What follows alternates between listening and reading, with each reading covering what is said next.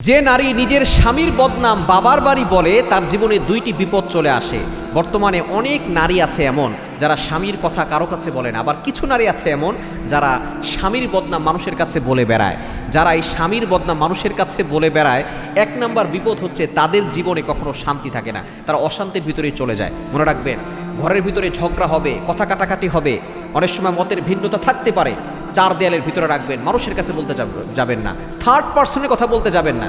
আপনি স্ত্রী হয়ে যে আপনার স্বামীর বদনাম আপনার বোনের কাছে বলেছেন, আপনার মায়ের কাছে বলেছেন, আপনাদের ঝগড়া তো কিছুক্ষণ পরে ঠিক হয়ে যাবে, কিন্তু আপনি যে আপনার বোনের কাছে বলেছেন সেটা সে সারা জীবন মনে রাখবে।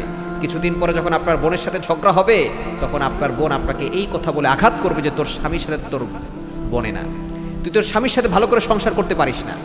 শুধু তাই নয়, আপনার মাও আপনাকে উল্টাপাল্টা কথা শোনাবে।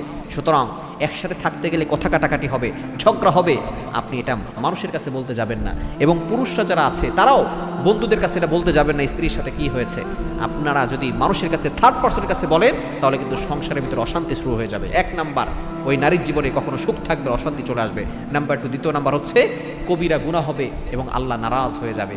স্বামীর বদনাম যারা করে, আল্লাহ পাক রব্বুল আলামিন তাদের প্রতি অখুশি হয়ে যান।